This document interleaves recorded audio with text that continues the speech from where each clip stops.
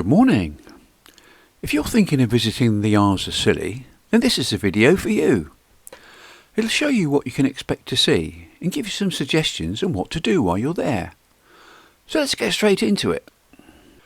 Where are the Isles of Scilly? The islands lie about 28 miles off the southwestern tip of Cornwall. Only 5 of the roughly 140 islands are inhabited. St Mary's, which is the largest island, Tresco, St Martin's, Bryher and St Agnes. Each has its own character. You can travel there by ship, by plane or by helicopter.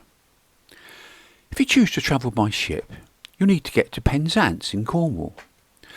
The ship is called the Cylonian and leaves Penzance about 9 o'clock in the morning to arrive at St Mary's about 12 noon.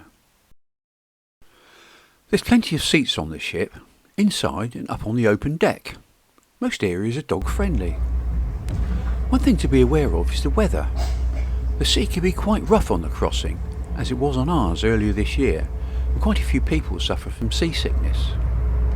If the weather forecast really bad, the sailing may be cancelled and you'll be given a new travel date, which may upset your accommodation plans. It's not a regular occurrence, but something to be aware of. The ship will dock at the quay at Hugh Town, the main town on St Mary's. For a small fee, you can have your luggage delivered to your accommodation. If you're staying in Hugh Town, you can walk to where you're staying. All taxis are available.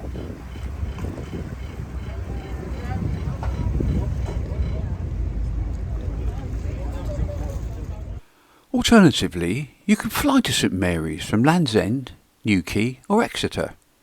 The plane lands on St Mary's, and the flight lasts 20 minutes from Land's End, 30 minutes from Newquay, and from Exeter it's about an hour. On most flights, you can take your dog on the plane. The plane has 1 dog crate in front of 2 seats, so your dog can see you on the flight.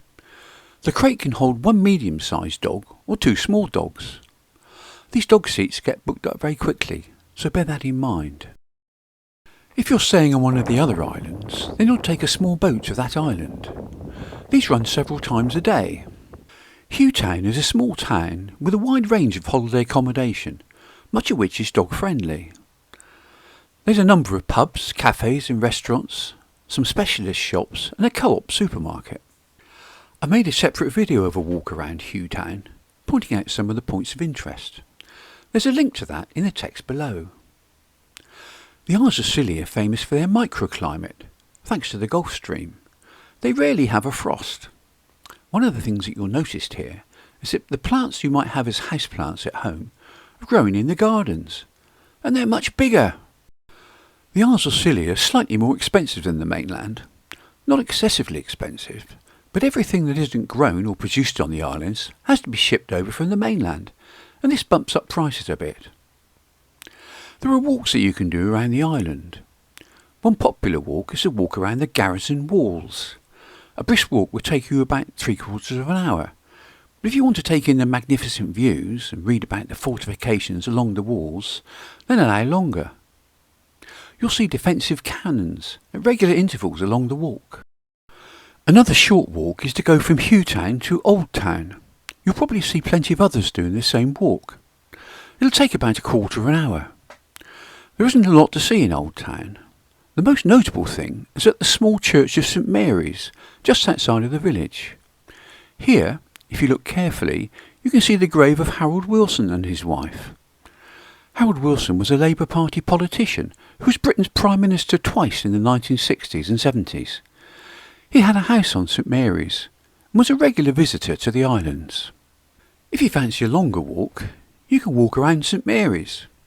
It's about 10 miles around the coastal path. There's some lovely beaches on all of the islands. On St Mary's, one beach not to miss is Pellistry Beach. It's about a 2-mile walk from Hugh Town. White sand and almost deserted.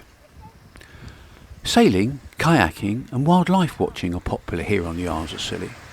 You can also visit ancient ruins and shipwreck sites.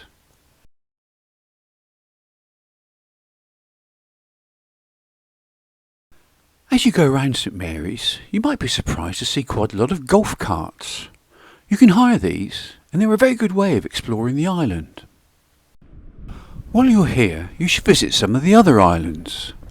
Boats leave regularly from the quay at Hugh Town, and tickets can be purchased from the kiosk on the quay, from the tourist office, or online at www.scillyboating.co.uk. Tresco is the most well-known island, thanks to the magnificent Abbey Gardens. Look out for the red squirrels near the bridge on the way into the gardens.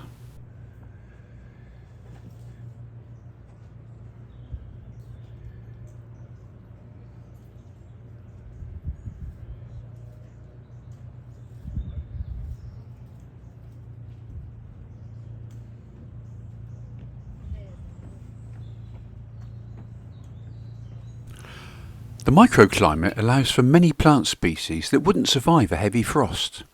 The gardens have over 20,000 plants from around the world, including species from Brazil, New Zealand and South Africa. There's also a shipwreck museum here.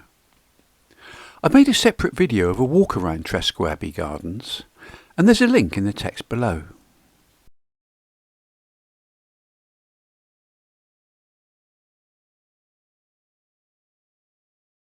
Bryher Island is next to Tresco, and most of the boats call on it both islands.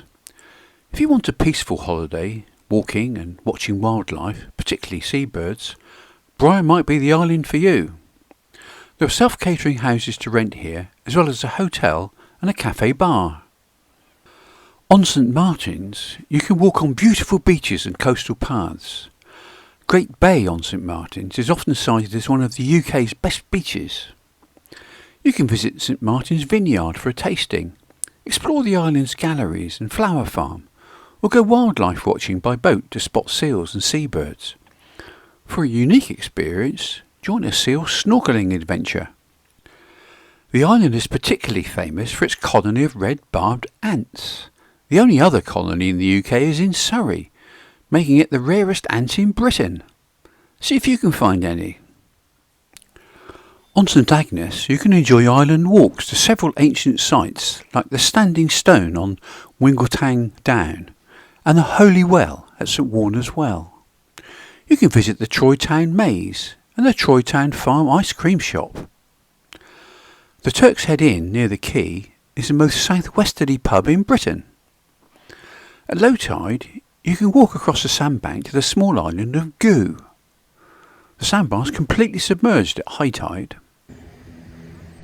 One question you might have is, when's the best time to visit the Isles of Scilly? Well, the season runs from March to October. July and August are obviously the busiest and also the most expensive. Same as everywhere else, I suppose. Spring and early summer are a great time to see the flowers, and also the migratory birds coming to the UK to breed. The weather in September and October can be lovely, although not guaranteed, as we found in the past. Autumn's also another chance to see the migratory birds as they fly back to warmer parts for the winter. You can also visit in the winter. Not everything's open at this time of year, and you should usually plan to get wet at some point during your stay.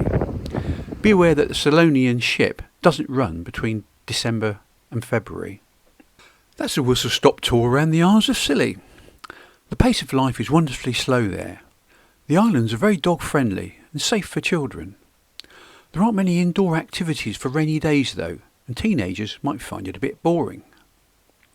One last thing to mention, if you want to visit on specific dates, don't leave it too late to book your accommodation.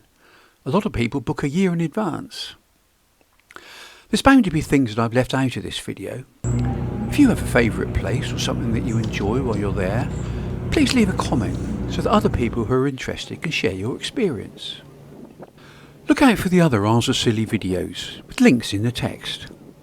Have a great time when you visit, and please consider subscribing to our YouTube channel to help it grow. Thanks very much for watching.